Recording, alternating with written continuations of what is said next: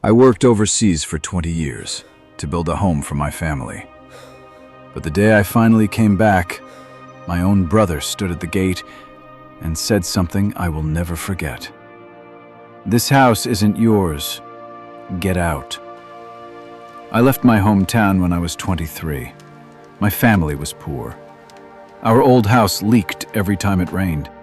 My mother was getting older, and my younger brother was still in school. The day I left for overseas work, my mother held my hand tightly, and she said, "Work hard for a few years, then come home."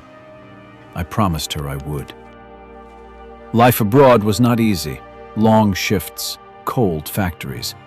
Sometimes I worked 14 hours a day.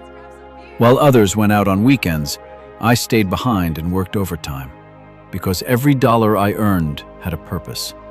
I wanted my family to live better. Every month I sent money home. Not once did I miss it. Years later, my mother called me with good news. "Son, we bought a piece of land." I felt so happy. Finally, all those sleepless nights meant something. Then later she told me, "We are building a house now." But she also said something else. "Since you're overseas, I'll keep the house under my name for now." I didn't even hesitate. She was my mother. Of course I trusted her. 20 years passed. Slowly, my hair started turning gray.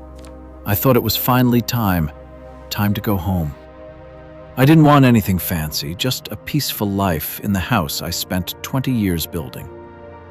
The day I arrived, I stood in front of the house, the same house I had seen in photos for years, but the gate was locked. I knocked. My younger brother opened the door. He looked at me like I was a stranger. Then he asked, "Why are you here?" I smiled and said, "I came home." He looked straight at me and said coldly, "This is not your home." I thought he was joking, but he pointed to the house and said, "The house is under my name now. Mom transferred everything to me." Then he said the words that shattered my heart. "You have no right to be here."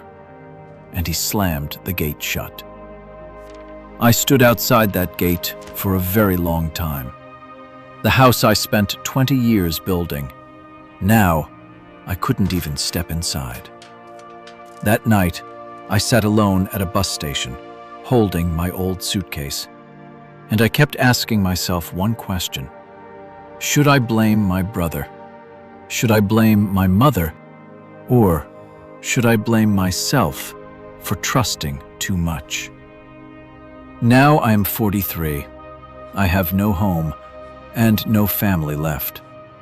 So I want to ask you something. If you were me, what would you do? Would you fight to take the house back? Or would you walk away and start a new life?